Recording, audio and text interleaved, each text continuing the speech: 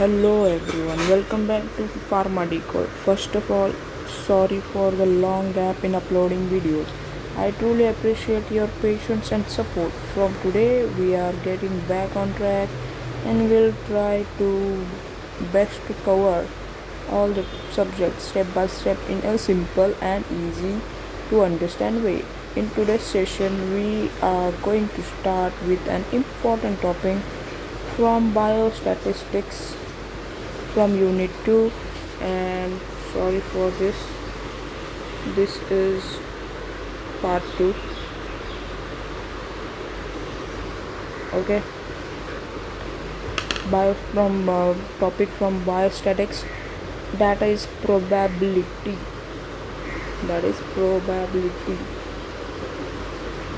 Okay, let's begin. In this topic we are gonna be covered topic of probability, that is definition, binomial distribution, normal distribution, Poisson distribution, sample population, large sample, small sample, null hypothesis, alternative hypothesis, sampling, essence of sampling, then types of sampling, then error 1 type, error 2 type, then SEM standard error of mean. So basically ये page basically हमें syllabus outline है हमारी.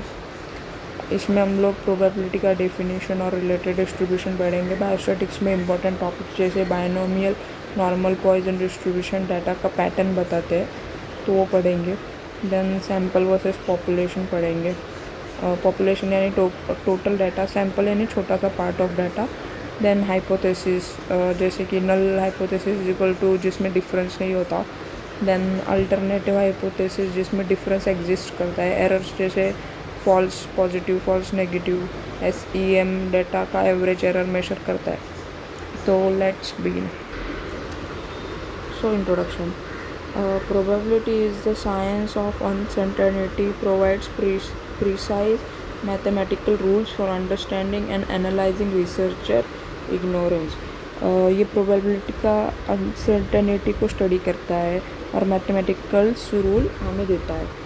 Next, it gives framework for working with limited knowledge and for making sensible decision based on the action taken and those not known. Basically जब complete data नहीं होता तब decision लेने में help करता है. ठीक है. Then probability of any outcome of random phenomenon is the number of times the outcome would occur in the series of repetitions. तो किसी इवेंट के रिपीट होने की फ्रीक्वेंसी से प्रोबेबिलिटी मेजर होती है. ठीक है. It is the measure of the chances that an event will occur in random experiment. It quantifies as a number between 0 and 1, where 0 indicates impossibility and 1 indicates certainty. तो probability 0 से 1 के बीच होती है. 0 is equal to क्या है? 0 is equal to impossible है और 1 is equal to sure shot है. ठीक है. बाद में higher is the probability of event, the more chances that the event will अकर.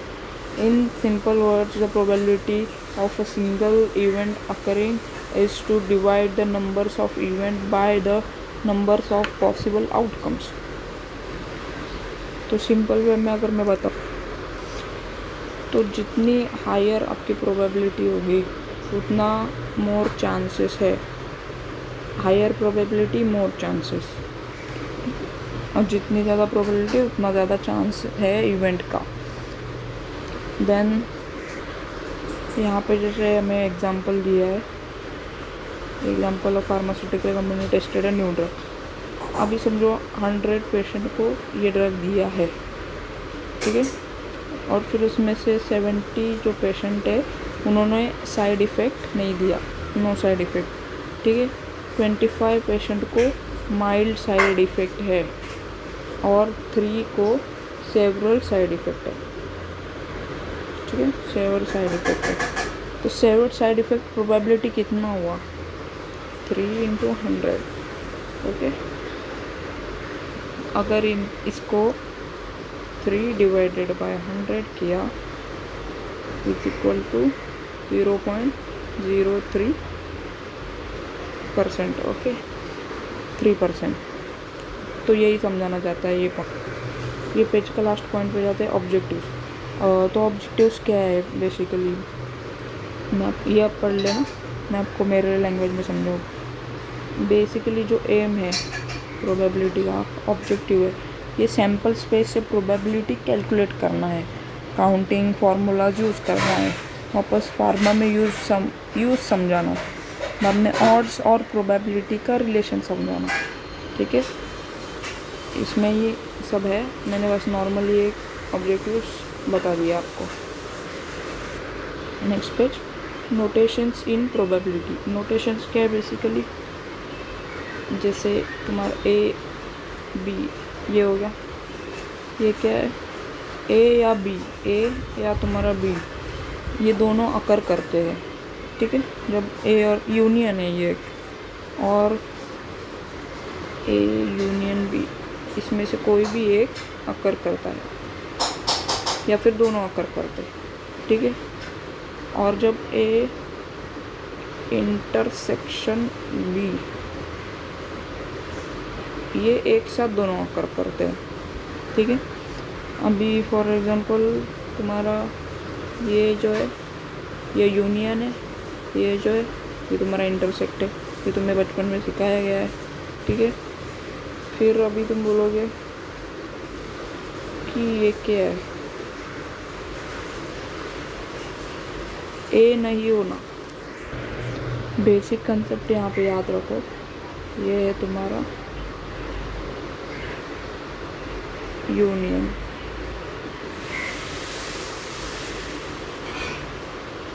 तुम्हारा यूनियन है, ये तुम्हारा इंटरसेक्शन है. ठीक है, वेट,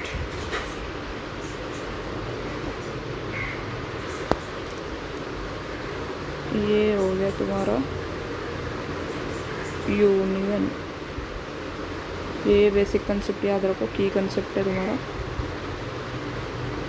ये हो गया तुम्हारा इंटरसेक्शन. ठीक है, कॉम्प्लीमेंट की जगह ये हो गया तुम्हारा complement. Complement the name itself indicates. उसके बाद फॉर्मूला ऐड है, देखो यहाँ पे इसको क्या बोला था मैंने, कॉम्प्लीमेंट इज इक्वल टू 1 ये फॉर्मूला ऐड है. ठीक है, बस ये याद रखो. फिलहाल मैं आगे तुम्हें बता दूँ. म्यूचुअली एक्सक्लूसिव इवेंट्स जैसे ए और तुम्हारा बी, जो एक साथ नहीं हो सकते. ठीक है, अभी इंडिपेंडेंट इवेंट देखो. इंडिपेंडेंट इवेंट जैसे A intercept B is equal to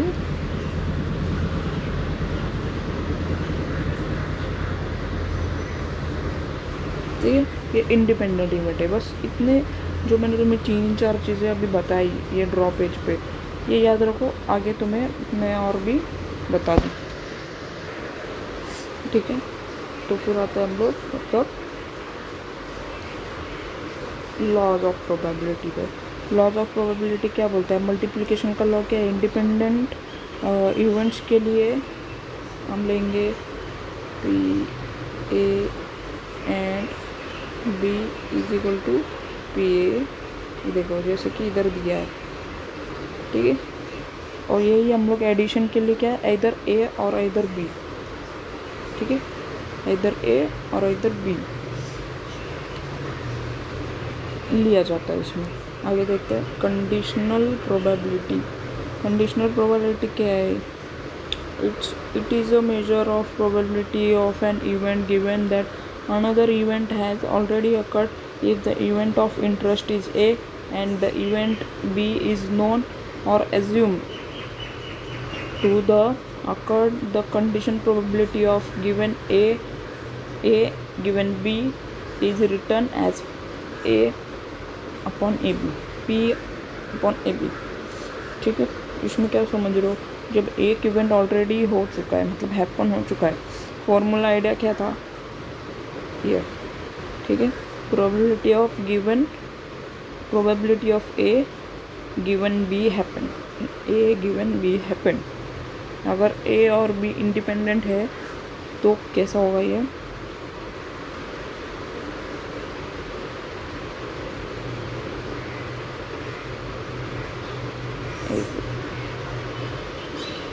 independent होंगे तब इसको सेपरेट लिखा जाएगा। ठीक है, अभी एग्जांपल देखो, drug test example, drug user non user probability compare किए गए, बेस थ्योरम यूज़ हुआ।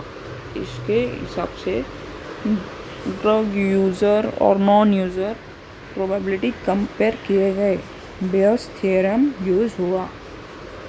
नेक्स्ट जाते हैं 19 पेज पे। Suppose it is known that 10% of entire population uses this drug. समझो 10% जो लोग हैं उन्होंने ड्रग यूज़ किया, तो हम लोग इसको कैसे लिखेंगे, P A is equal to 0.1 point है। ठीक है, ऐसे लिखेंगे। ठीक है, तो क्या पूछा गया इसमें, यूज़र प्रोबेबिलिटी फॉल्स और पॉजिटिव, फॉल्स और पॉजिटिव और फॉल्स और नेगेटिव, पॉजिटिव चाहिए ये, फॉल्स और पॉजिटिव चाहिए, फॉल्स और नेगेटिव चाहिए। तो इस पर एक्सप्लेनेशन क्या मिला, इवेंट्स क्या डिफाइन किए, इवेंट्स डिफाइन किए यहाँ पे कि जो तुम्हारा मार्क है इज इक्वल टू ये है पॉजिटिव टेस्ट। ठीक है, पॉजिटिव टेस्ट है, फिर जो ये माइनस में आएगा is equal to negative test. ठीक है, ए जो आएगा इज इक्वल टू क्या रहेगा, ड्रग यूज़र। ठीक है, यहाँ पे दिया है। ठीक है, ये यही 3 मैंने अभी बताया तुम्हें, ये ड्रग यूज़र, नेगेटिव, पॉजिटिव। बाकी बेस थ्योरम क्या बोलता है, बेस थ्योरम यूज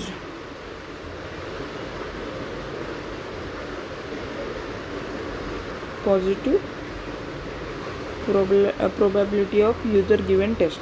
ठीक है, ये बेस थ्योरम बोलता है। अब फर्दर थर्ड कंडीशन में false positive, non user but positive test, मतलब जो जिसने ड्रग नहीं लिया है बट टेस्ट पॉजिटिव आया उसका इज इक्वल टू 0.1%। वही अगर फॉल्स नेगेटिव होगा, यूज़र बट मतलब जो यूज़ करता है बट नेगेटिव टेस्ट है, तो उसका 0.02, देखो यहाँ पे होगा 0.02। ठीक है, और जो यूज़ करता है, जो यूज़ नहीं करता वो पर पॉजिटिव निकला 0.01। इसका मीनिंग ये हुआ टेस्ट परफेक्ट नहीं होते, इसलिए एरर्स आते हैं, टेस्ट तुम्हारे परफेक्ट नहीं होते। इसका कंक्लूजन यही है।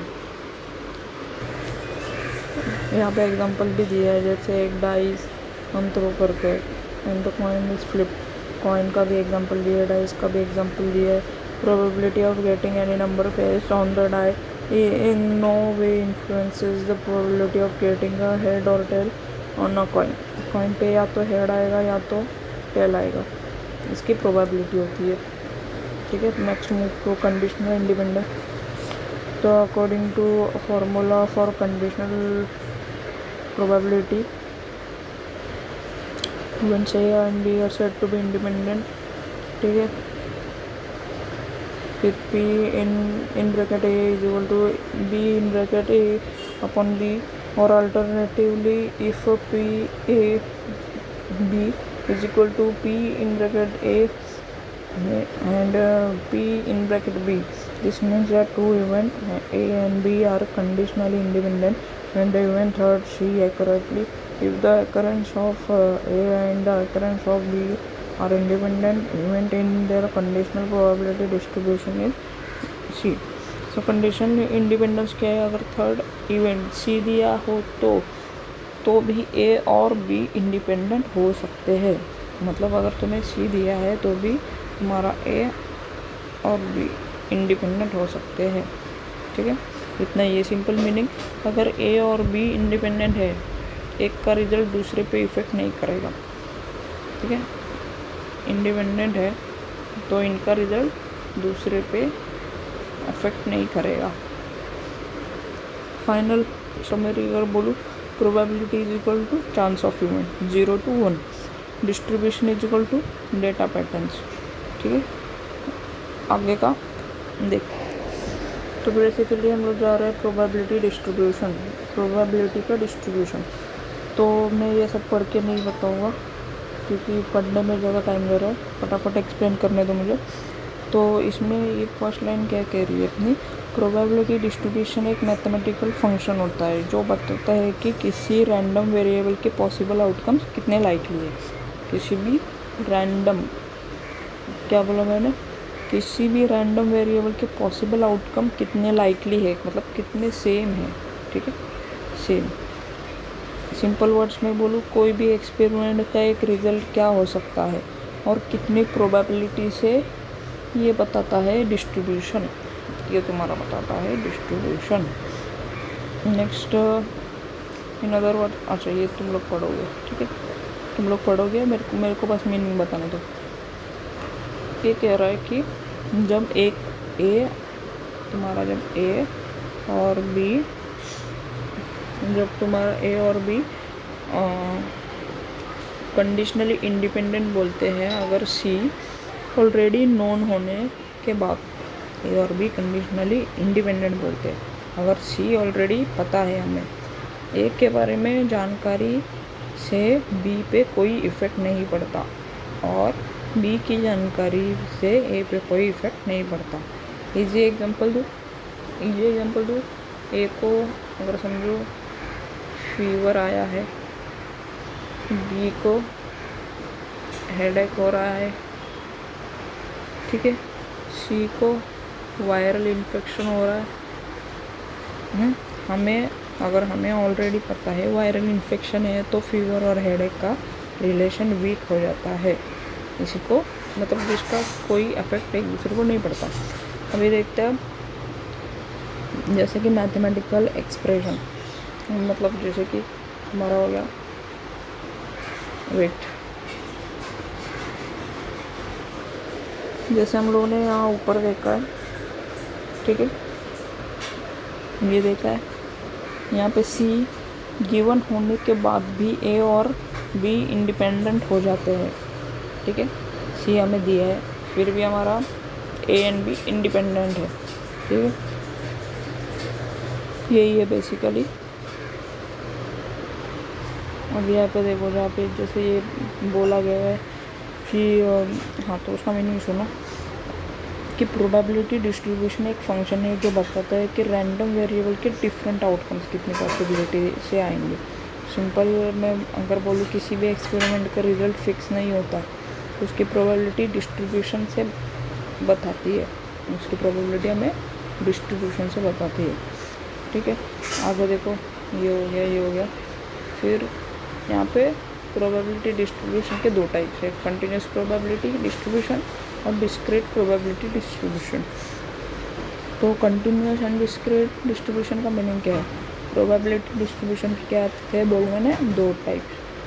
डिस्क्रीट, ये जो तुम्हारा है किधर गया, तुम्हारा डिस्क्रीट प्रोबेबिलिटी डिस्ट्रीब्यूशन जिसमें वैल्यूज काउंट की जा सकती है, एग्जांपल 0, 1, 2 पेशेंट्स। ठीक है, और कंटिन्यूस प्रोबेबिलिटी डिस्ट्रीब्यूशन जिसमें वैल्यूज तुम्हारी इन्फिनाइट होती है। ठीक है, तुम्हारी वैल्यूज क्या होती है, इन्फिनाइट, और इसमें हम लोग काउंट किए जा सकते हैं।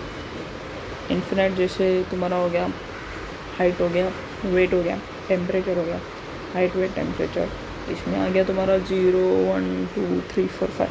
ठीक है, आगे जाते हैं, अगर पढ़ लो। मीनिंग है इसका, कंडीशनल प्रोबेबिलिटी किसी कंडीशन के अंडर किसी कंडीशन के under probability, joint probability, conditional probability, wait, other type of probability, conditional probability distribution मतलब किसी कंडीशन के अंडर प्रोबेबिलिटी होना, ठीक है। वापस जॉइंट प्रोबेबिलिटी डिस्ट्रीब्यूशन, दो इवेंट्स साथ होने की प्रोबेबिलिटी, जैसे फैक्टोरियल डिस्ट्रीब्यूशन क्या है, एडवांस स्टैटिस्टिकल मॉडल में यूज होता है, ठीक है, ये एडवांस है, स्टैटिस्टिकल मॉडल में यूज होता है, ठीक है। नेक्स्ट है हमारा बाइनोमियल डिस्ट्रीब्यूशन। तो binomial distribution is a probability okay success and experimental that is repeated several times, ठीक है। वेरी इंपॉर्टेंट कंसेप्ट है बाइनोमियल डिस्ट्रीब्यूशन में। सिर्फ दो आउटकम्स होते हैं, या तो तुम्हारा सक्सेस होगा या तो तुम्हारा फेलियर हो गया, ठीक है। दो आउटकम्स होते हैं, सक्सेस और फेलियर, ठीक है।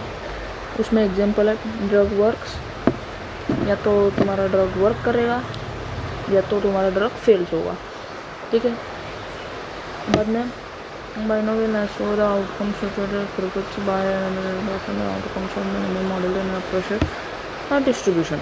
तो इसका मीनिंग है, ये जो तुम्हारा बाय है मीन्स सिर्फ टू आउटकम्स, ठीक है। एग्जाम्पल कॉइन टॉस, हेड और टेल, दो ही आउटकम है, इसमें से कुछ भी आ सकता है, ठीक है। देन आगे मल्टीप्लाई अब model might be appropriate in distribution, meaning है अगर आउटकम दो से ज़्यादा हो, मतलब दो से तुम्हारा आउटकम ज़्यादा हो जाए तो मल्टीनोमियल डिस्ट्रीब्यूशन यूज़ होता है, मल्टीनोमियल डिस्ट्रीब्यूशन तुम्हारा यूज़ होता है। देन आगे assumption says that the number of trials must be in advance, the probability that events occurs must be same all trials and the trials must be independent। तो ये line ये कह रही है कि 3 इम्पोर्टेंट एजम्पशन होते हैं तुम्हारे, ठीक है। या तो तुम्हारा एक होता है first fix number of trials, ठीक है, number of trials must be fixed, ठीक है। फिक्स नंबर ट्रायल्स होना चाहिए तुम्हारा, एक्सपेरिमेंट कितनी बार रिपीट होगा फिक्स होता है, ये सब तुम्हारे फिक्स नंबर ऑफ ट्रायल्स में होगा, उसको हम बोलेंगे N fixed,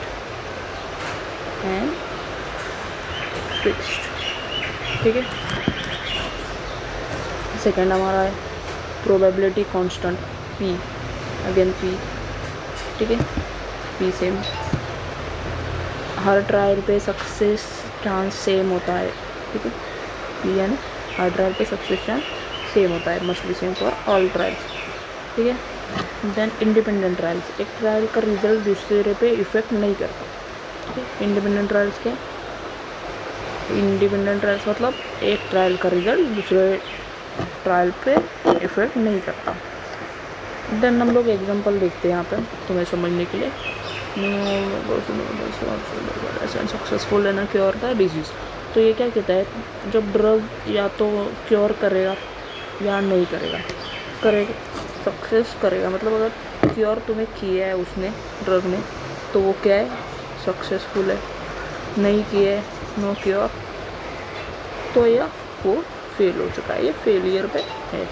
real life pharma example अगर देने को बोलूँ मैं आपको, क्लिनिकल ट्रायल में ड्रग रिस्पॉन्स येस और नो होता है, बस सिंपल। अब आगे बढ़ते ये सब का मीनिंग एक ही है, सेम ही है, मैंने समझा दिया तुम्हें, ठीक है। Let n denote the number of observation और the number of times process in repeated, ठीक है। यहाँ पे क्या किया है, एन को हम लोगों ने टोटल ट्रायल्स से डिनोट किया है, ठीक है। X denote the number of success और इवेंट्स, ठीक है। एन किसको डिनोट किया है, टोटल ट्रायल्स, ठीक है, टोटल ट्रायल्स। एक्स किसको डिनोट किया है, नंबर ऑफ सक्सेस, ठीक है। उसके बाद P equal to success probability, यहाँ पे लिखा भी है, ठीक है, सक्सेस प्रोबेबिलिटी। एग्जांपल 10 पेशेंट्स में एग्जांपल अगर देने जाऊँ तुम्हारा 10 पेशेंट्स में 7 क्योर करता है। ये हो गए तुम्हारे 10 में से 7 क्योर। ये हो गया तुम्हारा x, ठीक है। x तो तुम क्या डालोगे, x is equal to 7।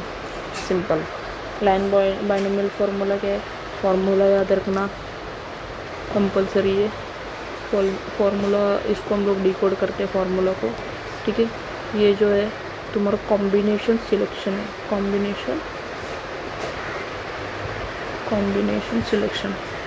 Then तुम्हारा जो px है ये सक्सेस, तुम्हारा ये है सक्सेस प्रोबेबिलिटी, ठीक है।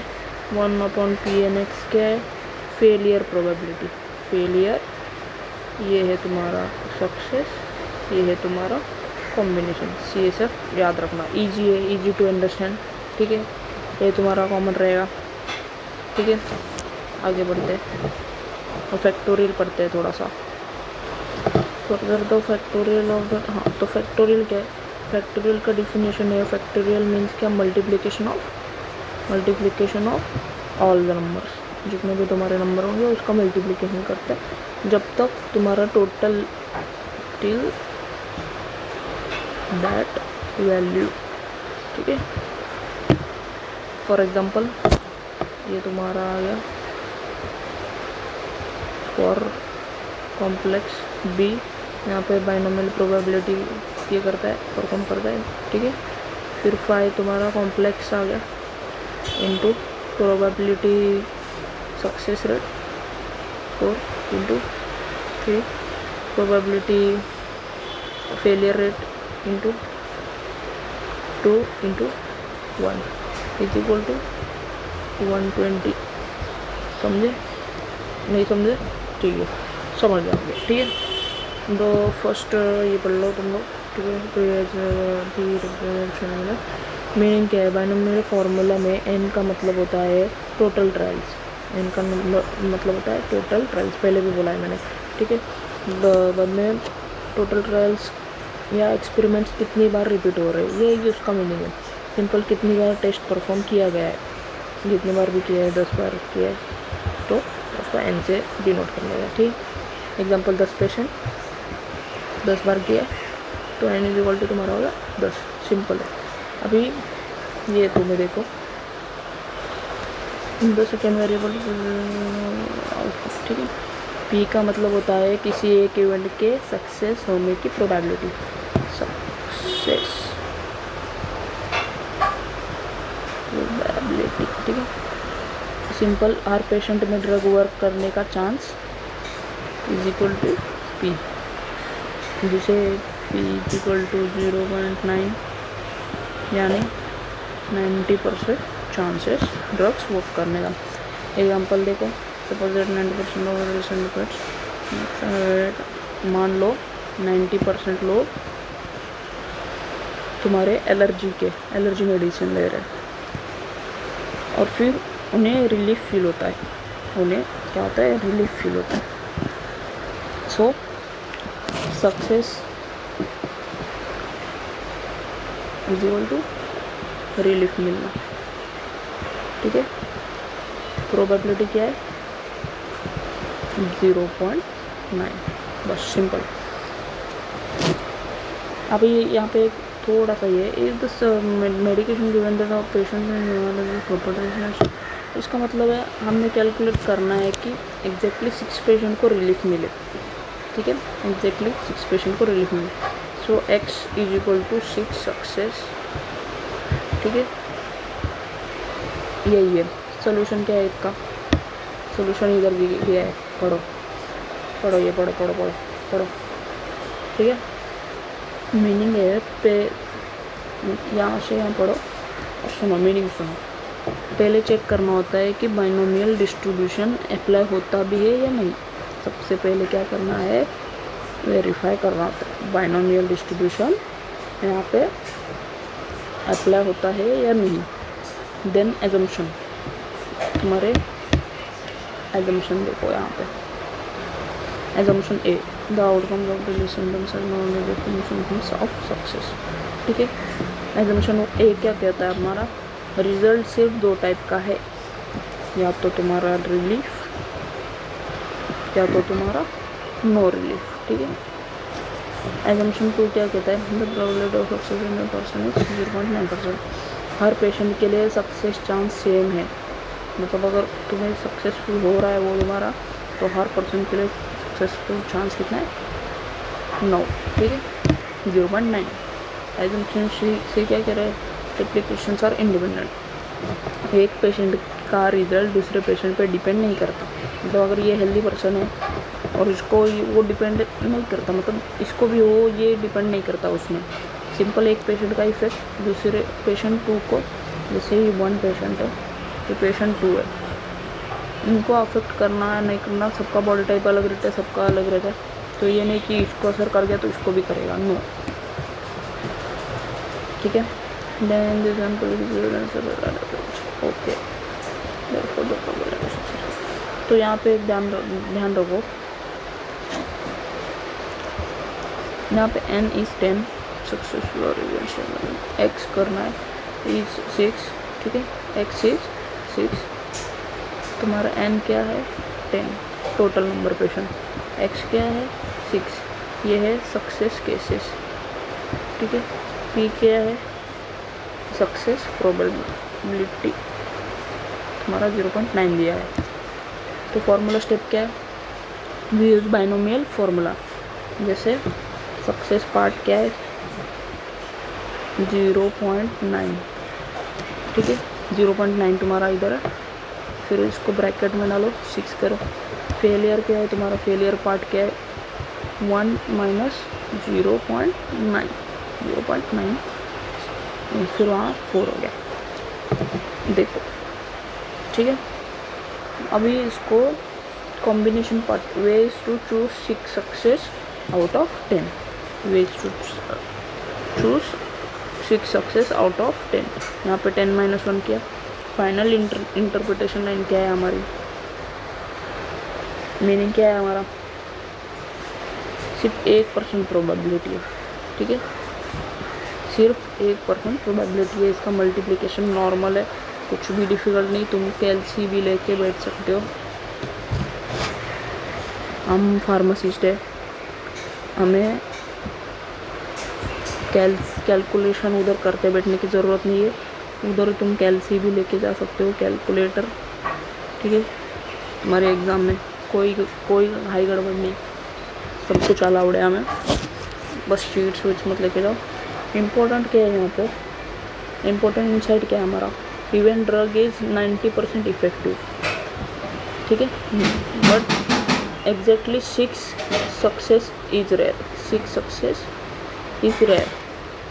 ठीक है, यहाँ पे इंटरेस्टिंग एक ही बात है, देखो यहाँ पे इंटरेस्टिंग यही बात है कि 90% इफेक्टिव, ये 90% इफेक्टिव है ये ड्रग, बट एग्जैक्टली 6 पेशेंट्स में 6 पेशेंट्स का जो रिज़ल्ट है आना प्रोबेबिलिटी बहुत लो है, इसकी प्रोबेबिलिटी बहुत लो है, बिकॉज आउटकम डिस्ट्रीब्यूशन में स्प्रेड हो जाता है, जिसका जो आउटकम है वो जो डिस्ट्रीब्यूशन हो जाता है उसमें स्प्रेड हो जाता है। ठीक है, the normal distribution also known as Gaussian distribution describes how the value of the variable are distributed। ठीक है, नॉर्मल डिस्ट्रीब्यूशन क्या है, describes how values are distributed, meaning क्या है, डाटा का पैटर्न बताता है कैसे वैल्यू स्प्रेड होती है, डाटा का जो एक पैटर्न है वो बताता है, वापस वैल्यू कैसे स्प्रेड हो रही है वो बताता है। ठीक है, एग्जांपल हाइट हो गया तुम्हारा, वापस बीपी हो गया, वेट हो गया। ठीक है, यही सब नॉर्मल डिस्ट्रीब्यूशन बताता है। Then distribution around the centre वगैरह, मीनिंग क्या, कर्व बिल्कुल मिडल कर्व होगा तुम्हारा, जो भी बिल्कुल मिडल होगा, मीन अराउंड इक्वल होता है। ठीक है, जैसे कि यहाँ पे बताया सेंट्रल पीक, सेंट्रल में कर्व होगा, मिडल में तो probability of value for further elimination मतलब हाई ब्लड प्रेशर, देखो यहाँ पे मैंने बोला था हाई ब्लड प्रेशर, ठीक है। Measure the error of all the experiment in graph, ठीक है। तो कर्व बिल्कुल मिडल से मीन में जाता है, ठीक है। लेफ्ट और राइट सेम होता है, ठीक है। बेल शेप का रहता है, ये जो हमारा बेल होता है ऐसा, ठीक है, उसी शेप का होता है ये, ठीक है। ग्राफ बेल जैसा होना, कर्व इसका बेल जैसा होता है, ठीक है। मोस्ट वैल्यू सेंटर में होती है, मोस्ट ऑफ द वैल्यूज तुम्हारी होती है वो सेंटर में होती है, ठीक है। मीन मीडियन मोड इक्वल होता है इसमें, ठीक है। मीन मीडियन मोड इक्वल होता है, यहाँ पे लिखा है। ये है properties of normal distribution, mean medium mode are equal, first property, ठीक है। मीनिंग क्या है, नॉर्मल डिस्ट्रीब्यूशन में तीनों सेम पॉइंट पर होते हैं, तीनों सेम पॉइंट पर होते हैं। एरिया अंडर कवर सिमेट्रिकल, तो इसका मीनिंग क्या है, टोटल प्रोबेबिलिटी ऑलवेज एक ही होती है, यहाँ की जो टोटल प्रोबेबिलिटी ऑलवेज एक ही होती है, ठीक है।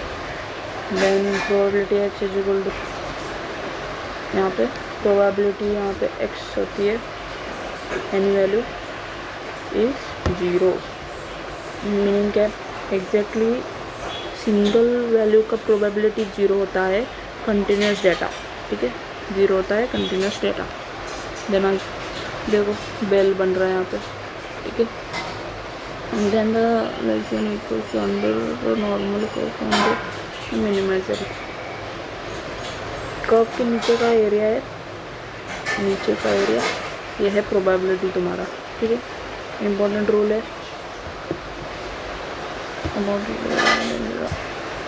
मीनिंग है तुम्हारा 68% data is equal to mean क्या है 1 HD, ठीक है। 68% 1 HD of the mean, about 95% of data falls within 2 days, तो इसका 2 HD। Then 97% of data falls within 3 HD, ठीक है। वेरी इंपॉर्टेंट एग्जाम्पल में बोलने जाऊँ, यहाँ पे आओ, normal mean probability distribution describe by the normal equation mathematical and distribution, y is defined with the following equation, y is defined with the following equation। तो यहाँ पे ये है जो मैथमेटिकल फार्मूला, वेट ये है मैथमेटिकल फार्मूला जो क्या बताता है, जो तुम्हें प्रोबेबिलिटी की डेंसिटी बताता है, ठीक है। It defines curve shapes, okay.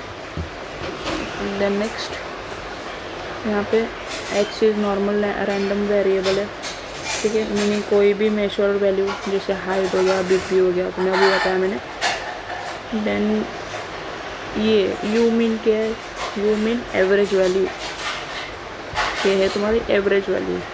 Then pi stand is approximately 3.14159 and e हमारा जो ई है बीटा, इसका मीनिंग क्या इज एक्सट्रीमली 2.71828, ओके।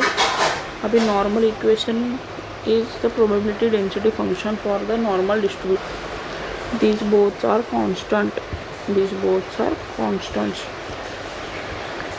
वैल्यू, इन्हें भूलना नहीं है, ठीक। देन नॉर्मल कर्व क्या होता है, कर्व का मिडिल पॉइंट मीन होता है, ठीक है। जैसे अगर ये भी कर्व है तो ये मिडिल पॉइंट मीन है, ये भी कर्व है तो ये मिडिल पॉइंट कर्व है, ठीक है। HD डिसाइड क्या करता है, standard deviation decides narrow curve, low HD और वाइड HD, लो HD और वाइड HD, ठीक है। और बेसिकली ठीक है, ये बताता हूँ। तो basically mean versus standard deviation के लिए नॉर्मल डिस्ट्रीब्यूशन का शेप मीन एंड HD पर डिपेंड करता है। नॉर्मल डिस्ट्रीब्यूशन का शेप क्या होता है, शेप मीन एंड HD पर डिपेंड करता है, HD ठीक है डिपेंड करता है। HD इंक्रीज होती है, HD जब स्टैंडर्ड डेविएशन तुम्हारा जो इंक्रीज होता है तो कर्व टाइट हो जाता है, क्या होता है, टाइटन्स और स्प्रेड्स, ठीक है। ऐसे। और यही अगर एच डी डिक्रीज होती है, एच डी तुम्हारी ये जो डिक्रीज होती है तो कर्व टाइट हो जाता है। इंक्रीज हुआ तो स्प्रेड होता है और डिक्रीज हुआ तो टाइट होता है। ठीक है, यही है सिंपल। मीनिंग चेंज होने से कर्व लेफ्ट राइट शिफ्ट होता है। मीनिंग जो तुम्हारा मीन है ये अगर इसमें चेंज हुआ तो तुम्हारा कर्व जो है लेफ़्ट टू राइट शिफ्ट होता रहता है। ठीक है, यही मीन इज इक्वल टू क्या है तुम्हारा यहाँ पे, तुम्हारा है ये सेंट्रल पोजीशन मीन। और एच डी जो है ये वेरिएबिलिटी है। क्या है तुम्हारा, वेरिएबिलिटी। ठीक है, नेक्स्ट जाते हैं। देखो यहाँ पे तुम्हारा एग्जांपल दिया है। एग्जांपल क्या दिया है, मीन है तुम्हारा 300 डेज। ठीक है, मीन क्या है 300 डेज। और फिर पी एक्स मतलब प्रोबेबिलिटी ऑफ सक्सेस 365। ठीक है, 90% अपना chances of drug 365 days release होगा। टैबलेट डिसइंटीग्रेशन एग्जांपल क्या है, देखो समझो अभी यहाँ पे mean is equal to 100 second, h d is equal to 10 second. ठीक है, तो यही अगर मैं fix eighty less than x और लेस देन 101 करूँ तो इज इक्वल टू आएगा उसका 0.84 माइनस 0.16 तो इज इक्वल टू कितना होगा 0.68। कितना होगा 0.68 मतलब तुम्हारा हो जाएगा 68% रिजल्ट 90 to 110 सेकेंड्स में के बीच होंगे। ठीक है, ये इस मैथमेटिकल मेथड्स में बताया। ठीक है, ये पढ़ लो, ये सब मैंने बता दिया अभी। कितना 68, देखो क्या हो गया कैलकुलेशन तुम्हारा। ठीक है, नेक्स्ट है तुम्हारा पॉइजन डिस्ट्रीब्यूशन। पॉइसन्स डिस्ट्रीब्यूशन, पॉइजन नहीं पॉइसन्स डिस्ट्रीब्यूशन। पॉइसन डिस्ट्रीब्यूशन क्या है, तो बेसिकली डिस्क्रीट प्रोबेबिलिटी का भाई है समझो, is equal to discrete probability का भाई। यूज होता है ये फिक्स टाइम पीरियड में इवेंट्स काउंट करने के लिए। ठीक है, इवेंट्स काउंट करने के लिए ये फिक्स है। बाद में जैसे इवेंट्स में कंडीशंस होते हैं, जैसे इसमें इवेंट्स इंडिपेंडेंट होते हैं। या तो यहाँ पे पहली बात इवेंट्स जो तुम्हारे इंडिपेंडेंट है, स्मॉल इंटरवल, यहाँ पे स्मॉल इंटरवल, हमारा जो स्मॉल इंटरवल है इनमें प्रोबेबिलिटी प्रोपोर्शनल होती है। ठीक है, इसमें सब तुम पढ़ लो, समझ आओगे। मेरे को फटाफट सारा सिलेबस कवर करना है। एग्जांपल जैसे एक्सीडेंट्स हो गया तुम्हारा। ठीक है, कॉल्स हो गया, डिफेक्ट्स हो गया, it model random occurrence event. ये क्या है, मॉडल रैंडम अकरेंस इवेंट है। ठीक है, यहाँ पर सब भी है। एंड देन तुम्हारा जो मेन चीज़ होता है ये है तुम्हारा फॉर्मूला क्या है यहाँ पे, p x is equal to e u into, ठीक है, एक सेकेंड, ये लाया।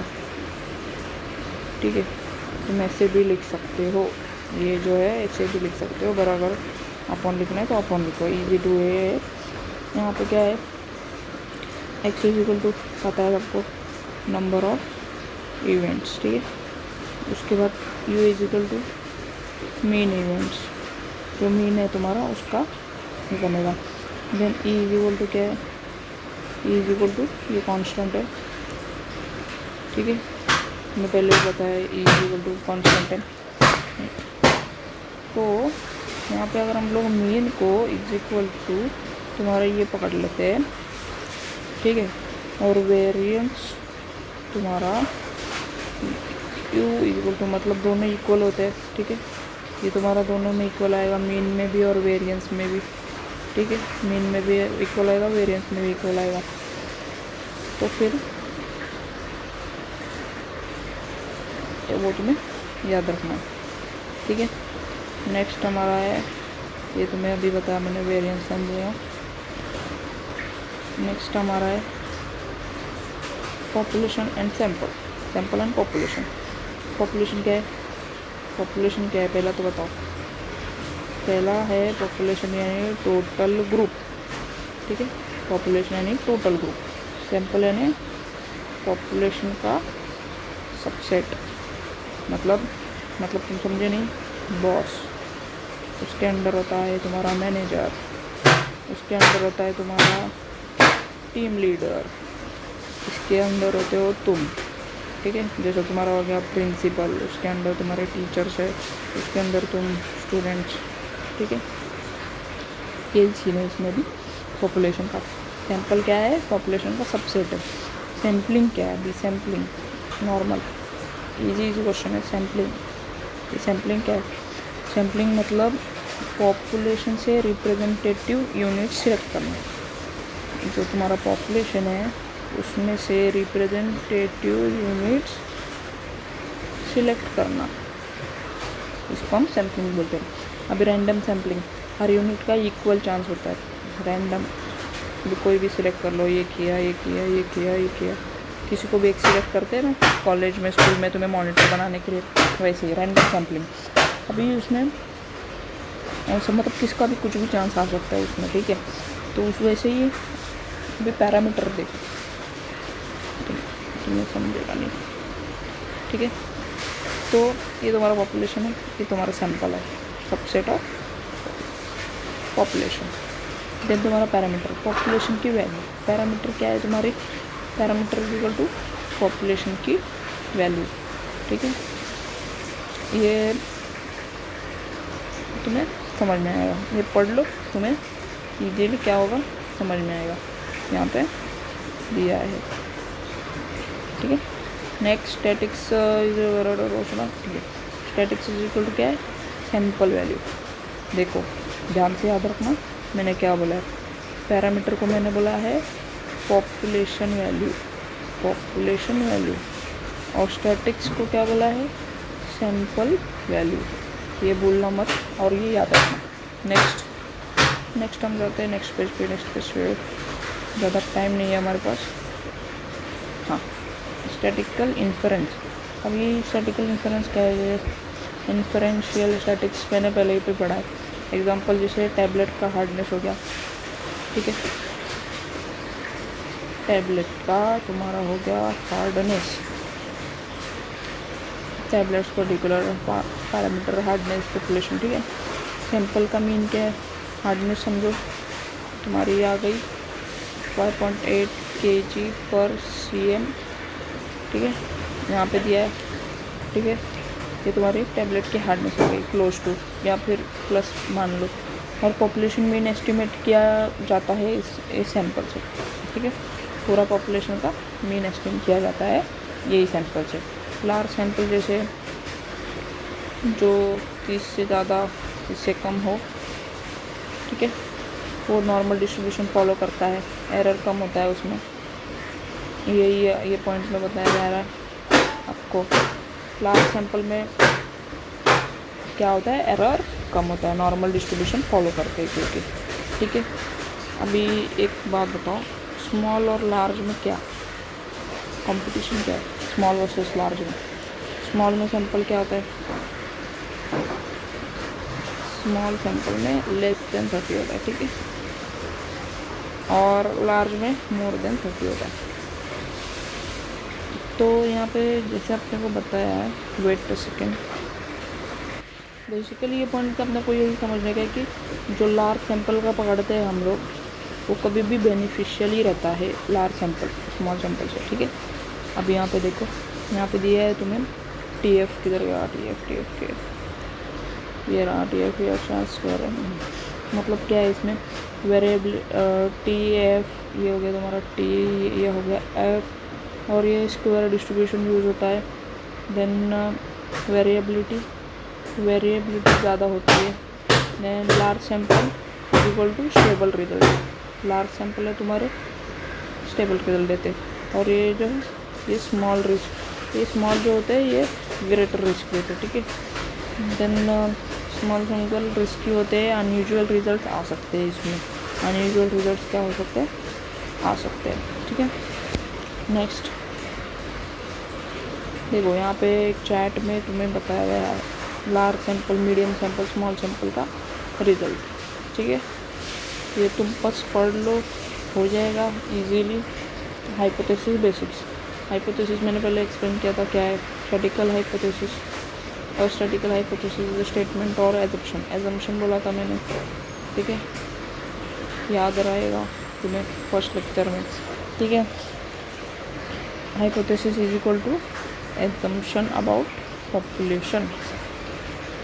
बाद में टेस्ट करते हैं सैम्पल डाटा से, ठीक है, सैम्पल डाटा से टेस्ट करते हैं। देन इसमें दो टाइप्स होते हैं, दो टाइप्स है, एक है नल हाइपोथेसिस, सेकेंड है अल्टरनेटिव हाइपोथेसिस। अल्टरनेटिव हाइपोथेसिस और नल हाइपोथेसिस में क्या डिफरेंस है, वीडियो के स्टार्टिंग में ही बताया था मैंने, जैसे कि नल में zero difference, no difference, okay, zero, no difference इसमें, और अल्टरनेटिव में डिफरेंस, जो डिफरेंस है वो एग्जिस्ट करते हैं जस्ट, ठीक है, यही है इसमें और कुछ भी नहीं है। देन डिफरेंस, और इसका रूल क्या है, इसका रूल है क्लियर होना चाहिए, और देन टेस्टेबल होना चाहिए, ठीक है, रिलायबल होना चाहिए, कैपेबल होना चाहिए, ठीक है, सिंपल होना चाहिए, देन रिटर्न हाइपोथेसिस, बस यही मैंने इंडियन टाइप्स ऑफ हाइपोथेसिस मैंने बता दिया तुम्हें, नल हाइपोथेसिस। अब यहाँ पे हम लोग एग्जांपल लेते हैं, टेस्टिंग एग्जांपल लेते हैं, ठीक है, नल और अल्टरनेटिव का, ठीक है। और तो समझो ड्रग है तुम्हारा ए बी ड्रग है तुम्हारा, एक B drug A B example ले लो, उसमें से नल हाइपोथेसिस, नल क्या करता है, नो इफेक्ट, ठीक है। पर हाइपोथेसिस अल्टरनेटिव हाइपोथेसिस क्या करता है, ड्रग रिड्यूसेस ग्लूकोज, इसने ग्लूकोज का क्या रिड्यूस किया। तो फिर नेक्स्ट में तुम्हारा डाटा कलेक्ट करके डिसाइड करते हैं, डाटा क्या करते हैं, कलेक्ट करते हैं कि क्या हुआ क्या नहीं, फिर वो कलेक्ट करने के बाद डिसाइड करते हैं अगर डिफरेंस सिग्निफिकेंट है, डिफरेंस जो है तुम्हारा वो तुम्हारा सिग्निफिकेंट है तो नल रिजेक्ट करता है, ठीक है, नल क्या करता है, रिजेक्ट करता है। देन फर्दर ग्लूकोज लेवल कम होने के बाद अगर फर्दर तो तुम्हारा नल क्या करता है, मैंने बोला रिजेक्ट करता है, रिजेक्ट करके जैसे कि यहाँ पे दिया है हाइपोथेसिस पढ़ो, upon measuring blood glucose level groups as treated and control, if the blood glucose level data significant difference then you will reject, ठीक है, क्या बोला, reject, this means the accept H1, मतलब अल्टरनेटिव ने इसको एक्सेप्ट कर लिया, ठीक है। फर्दर देखो हाइपोथेसिस के स्टेप्स क्या है हाइपोथेसिस के, पहले तो हाइपोथेसिस को डिफाइन करना, ठीक है, बाद में एनालिसिस प्लान बनाना, ठीक है, analysis plan, then test statistic calculate, ठीक है, टेस्ट स्टैटिस्टिक कैलकुलेट करना, देन डिसीजन लेना,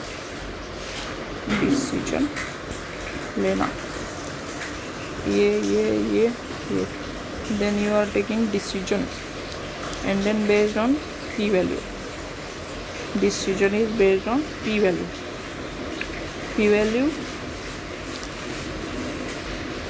और रिजेक्शन रीजन, या तो p वैल्यू में डिसीजन जाएगा और रिजेक्ट होगा, रिजेक्शन रीजन में जाएगा, यहाँ पे पढ़ लेना, ठीक है। यही है इसका सीन। बाद में पी वैल्यू का कंसेप्ट क्या है, पी वैल्यू है क्या, पी वैल्यू क्या है, probability of result under, probability of result under H0 hypothesis, null hypothesis, ठीक है। अगर पी वैल्यू तुम्हारी लेस है, ठीक है, वैसे तो नल हाइपोथेसिस क्या करेगा, रिजेक्ट करेगा। यही है, जितना स्मॉल पी वैल्यू लोगे स्ट्रॉन्ग एविडेंस होगा तुम्हारा अगेंस्ट नल हाइपोथेसिस के, ठीक है। देखो इधर दिया है, ठीक है, यही है बस इसमें। देखो क्लोज वगैरह हाइपोथेसिस इज ट्रू, ठीक है। देन सिग्निफिकेंस लेवल क्या होगा, 5% risk, 5% risk allowed of the concludent difference and no actual difference, ठीक है। देन पेज ऑफ सैम्पलिंग, ठीक है, उसको रीजन ऑफ एक्सेप्टेंस मिल जाता है, the small pi value the greater stronger evidence, ठीक है, ये मैंने बताया तुम्हें। नेक्स्ट हमारा आ गया sampling is a statistical procedure and selection the individual and interference and sample significant sample provide various types of statistical information of qualitative or quantitative nature about a set of result, ठीक है। Sampling क्या है, population से subset select करना, population से subset select करना, मतलब ये तुम्हारा पॉपुलेशन है, उसमें से तुमने कुछ छोटा सा सबसेट सिलेक्ट किया, ठीक है। देन पर्पस क्या है इसका, टाइम सेविंग, टाइम सेव करता है, कॉस्ट रिड्यूस करता है, ठीक है। देन क्विक रिजल्ट है, क्विक रिजल्ट। अभी इसमें कितने टाइप्स है, बेसिकली 4, बेसिकली कितने टाइप्स है इसमें, 4, simple 4 types, simple random, non stratified sampling, cluster sampling, multi stage sampling, ठीक है। Random stratified, cluster, multi stage. Next, तो इसके ऑब्जेक्टिव्स क्या है, to study the selected unit of instead whole of whole unit, मतलब तुमने क्या बनाया उससे ज़्यादा।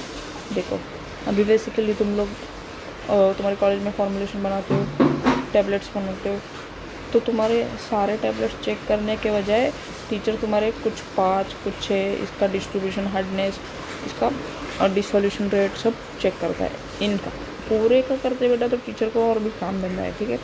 तो इसमें यही पता है, to get result in short period of time, result मिलता है शॉर्ट पीरियड ऑफ टाइम में, to get essential information at low cost, to minimize sampling variances, to get real and error free conclusion, conclusion तुम्हें जो real मिले, ठीक है, और error free मिले, यही तुम्हारा मेन कंक्लूजन होगा, ठीक है। What do you mean by essence of sampling? The essence of sampling is the selection of part sample from the whole population in order to make inference about the whole. This essentially include it must be possessed, characterized, and population or representative of. It should be similar nature for reliability sample adequate. Then further must be independent. Independent जो एक की वजह से दूसरे को affect ना करे, इसको हम लोग इंडिपेंडेंट बोलते हैं। नेक्स्ट टाइप्स ऑफ सैम्पलिंग क्या क्या बोला था, simple, stratified, multi stage, and cluster, multi stage cluster. Simple, easy to understand, simple, stratified, cluster and multi stage, ये तुम्हारा टाइप्स ऑफ सैंपल है। सिंपल में क्या है, in this method each of population is chosen entirely by the chances of each unit, population has an equal chance और probability, इसको equal chance है और इक्वल प्रोबेबिलिटी है ऑफ बीइंग सिलेक्टेड, ठीक है।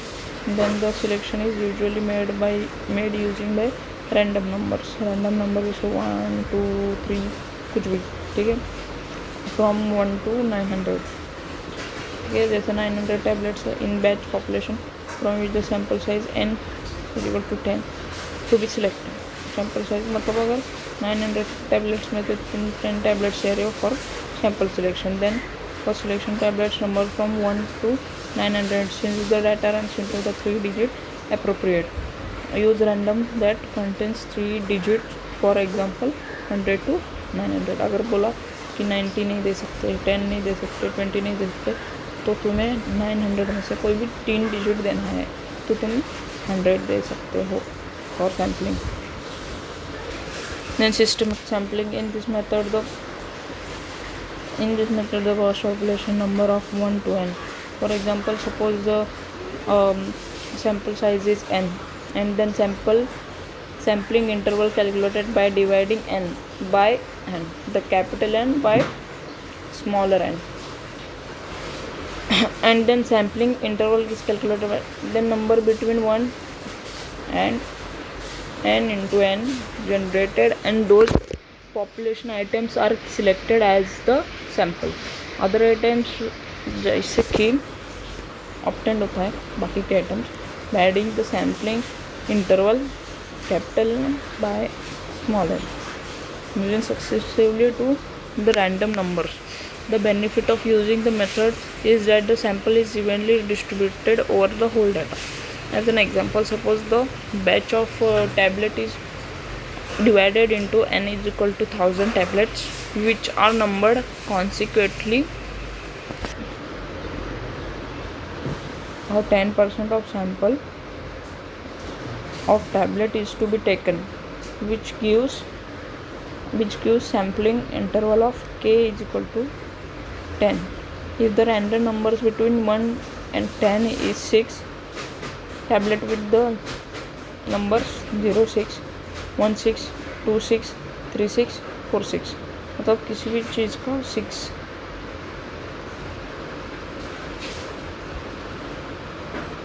ठीक है, किसी भी नंबर का 6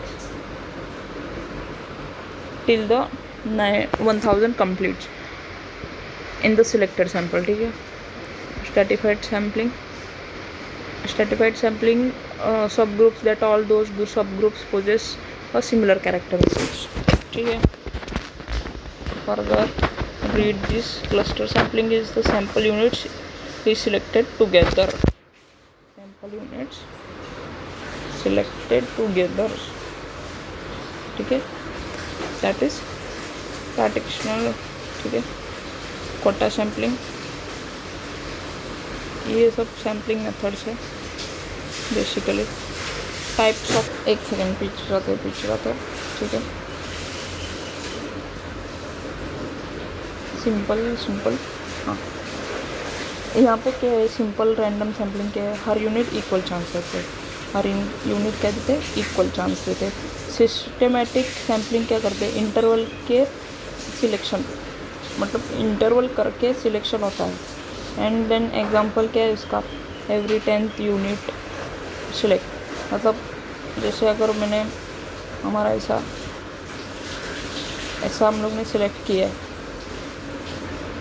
तो सेम एज हमारा एक 1 यूनिट ऑफ टैबलेट सिलेक्ट होता है। एंड फर्दर स्ट्रेटिफाइड सैम्पलिंग क्या करता है, पॉपुलेशन ग्रुप में डिवाइड होता है, मतलब पॉपुलेशन ग्रुप में आधा पॉपुलेशन डिवाइड होता है, जैसे सबका कंट्री डिवाइडेड है, ठीक है, वैसे हर ग्रुप से सैंपल लेते हैं, फिर हर एक ग्रुप से एक एक सैंपल लेते हैं, ठीक है। इसको स्ट्रेटिफाइड बोलते हैं। क्लस्टर क्या करता है, ग्रुप्स रैंडमली सिलेक्ट करता है, इसको नहीं, इसको लेना है, ऐसा क्लस्टर रैंडमली सिलेक्ट करता है। एंड देन होल ग्रुप क्या होता है, सिलेक्टेड करता है, मेंबर स्टडी में आता है, जो तुम्हारा मेंबर स्टडी में आता है। फिर कोटा और non probability, quota and non probability.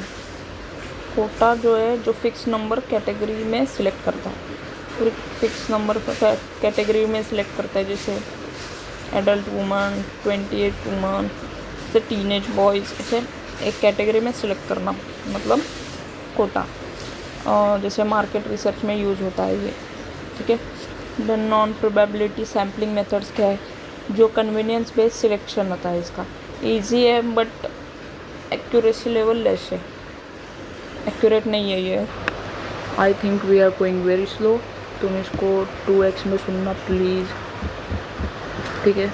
अगर तुम्हें 10 डेज़ में तुम्हारा पूरा सिलेबस ख़त्म करना है तो तुम्हें इसको 2x में सुनना ही पड़ेगा, नहीं तो तुम पीछे रह जाओगे अपने पोर्शन की तरह। हाँ, ठीक है। अभी हम बढ़ते हैं types of error. Types of error क्या है? सैम्पलिंग।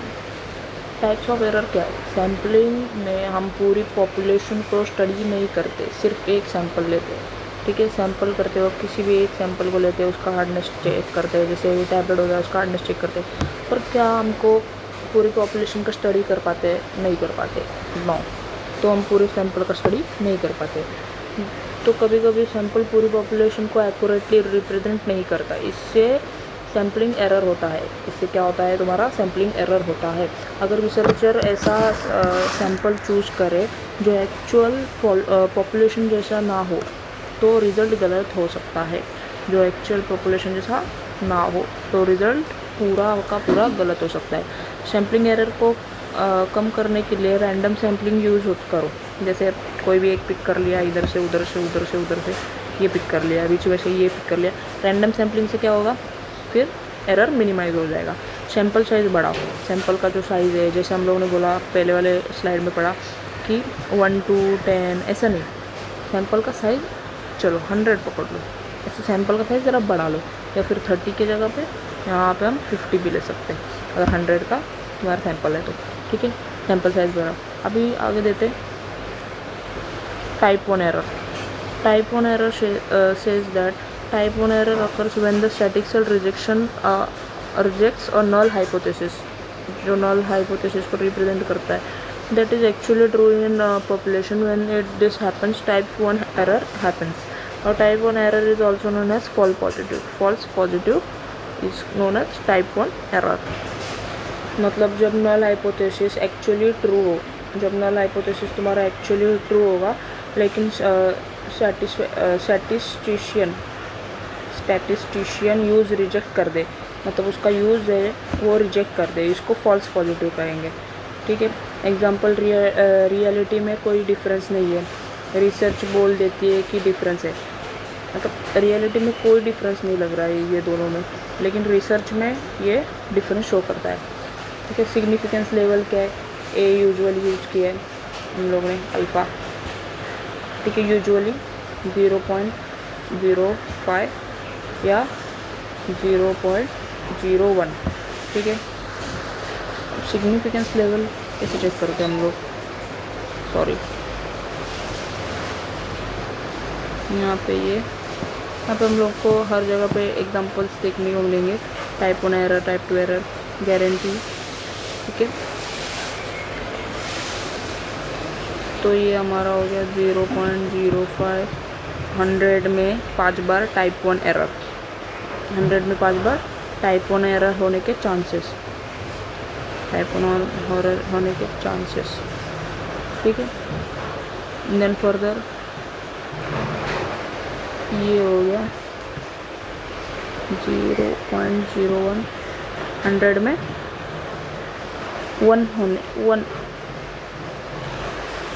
देखो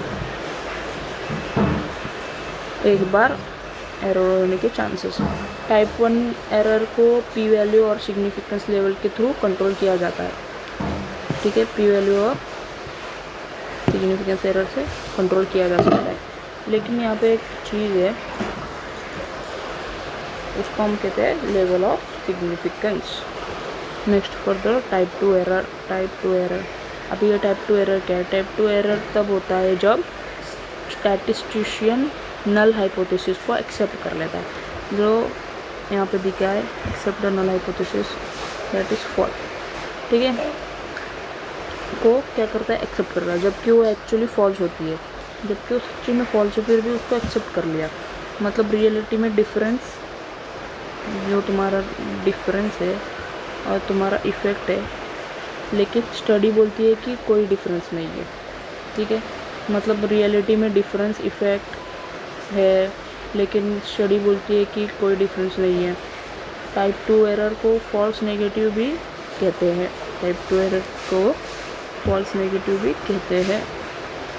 देन गलत तरीके से कंक्लूड करने की इफ़ेक्ट नहीं है। ठीक है, गलत क्या बोला मैंने, तरीके से कंक्लूड, तुम्हारा जो है कंक्लूड करने का इफ़ेक्ट नहीं है। एग्जांपल मान लो, अभी मान लो कि एक नई मेडिसिन सच में काम करती है, जो तुम्हारी मेडिसिन है वो सच में काम करती है, पर रियलिटी क्या है, मेडिसिन इफ़ेक्टिव है। ठीक है, मेडिसिन इफ़ेक्टिव है, स्टडी रिजल्ट क्या कह रहा है, मेडिसिन इफ़ेक्टिव नहीं है। ठीक है, तो तुम क्या करोगे, ये टाइप क्या हो गया तुम्हारा, 2 एरर में आएगा।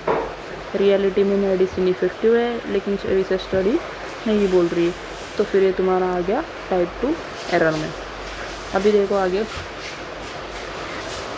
The probability not committed to the, ठीक है, type 2 error is denoted by beta error, उसको हम लोग बीटा एरर से डिनोटेड करते हैं। जैसे कि बीटा जितना ज़्यादा होगा, टाइप 2 एरर का चांस उतना ज़्यादा होगा, बीटा जितना ज़्यादा होगा टाइप 2 एरर का चांस उतना ज़्यादा होगा। पावर ऑफ टेस्ट, ठीक है, तो पढ़ लो। यहाँ पे कह रहे हैं टाइप 2 एरर ना होने की प्रोबेबिलिटी को पावर ऑफ टेस्ट कहते हैं, power of test. Then power, यहाँ पे हम लोग पकड़ लेते हैं,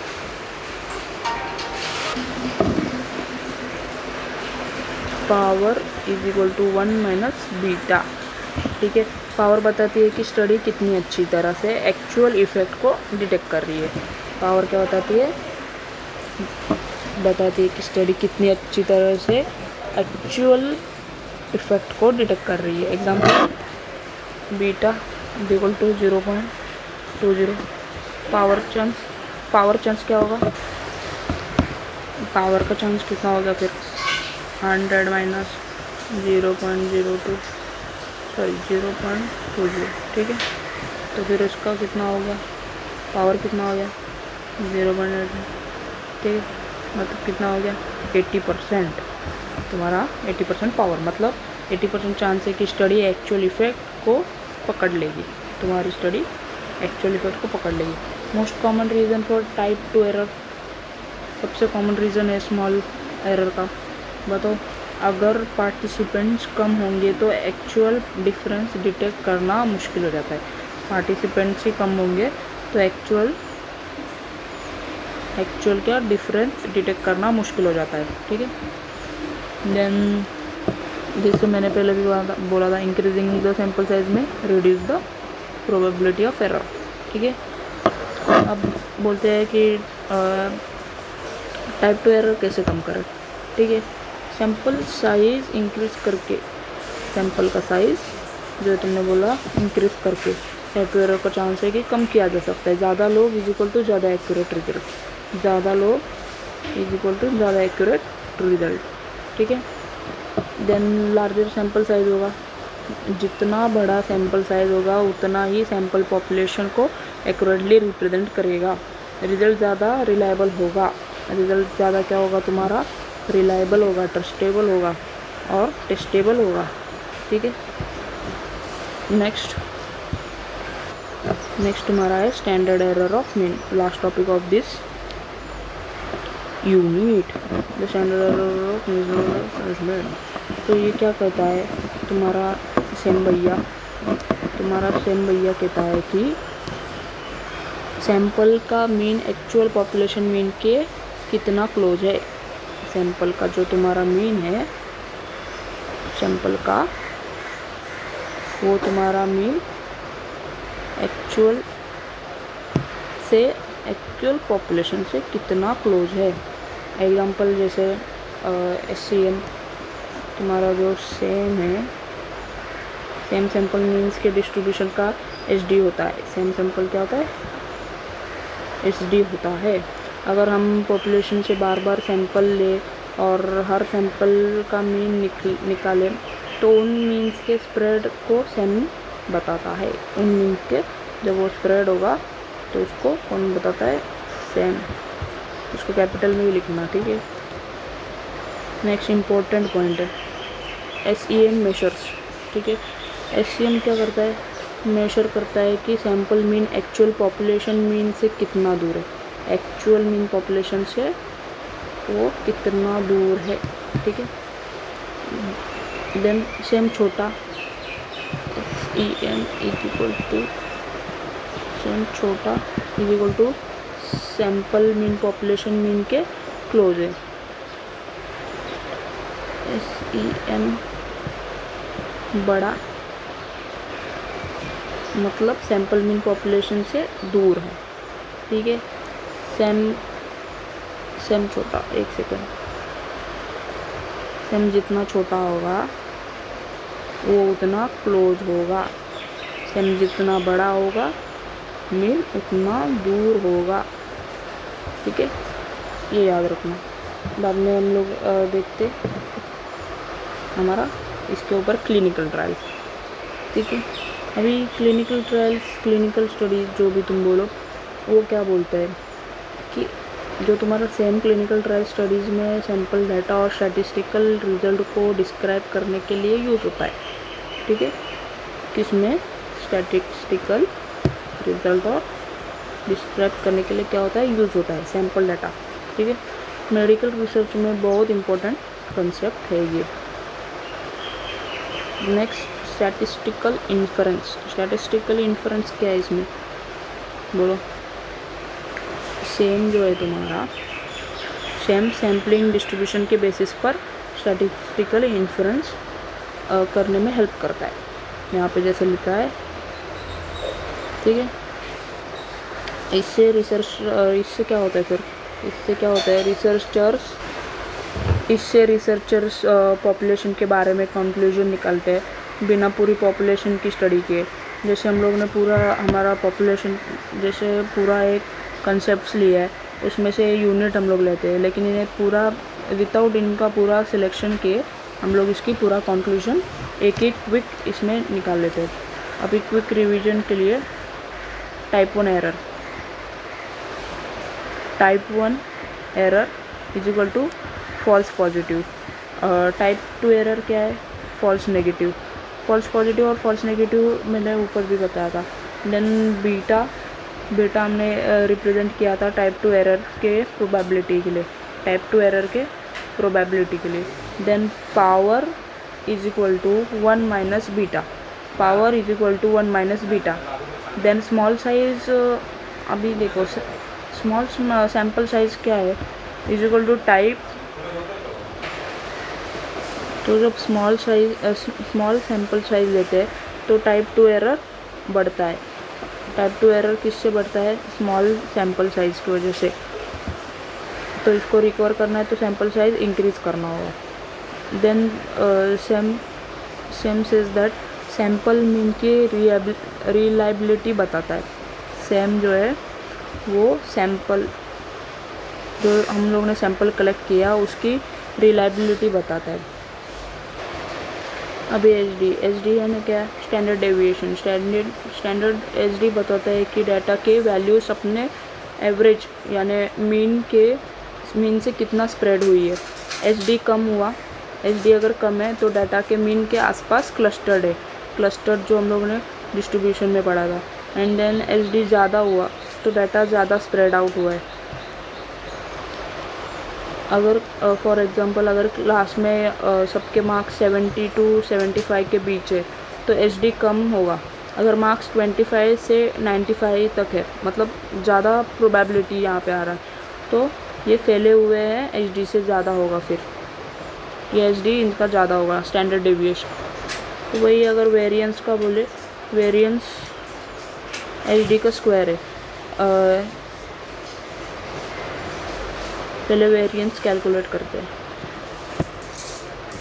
वेरिएंस कैलकुलेट करने के लिए जो ये हमें फॉर्मूला दिया है SEM Sam minus plus minus, क्योंकि प्रोबेबिलिटी है तो दोनों आ सकता है, √n, या ये जो तुम्हारा है ये स्टैंडर्ड डेविएशन है, standard deviation. Then n is equal to sample size, sample कितना दे रहे हो, ठीक है। स्टैंडर्ड एरर ऑफ मीन क्या कर रहा है, x को सैम्पल मीन है और n सैम्पल साइज है। सेम बताता है कि सैम्पल का मीन एक्चुअल पॉपुलेशन मीन के कितना क्लोज है।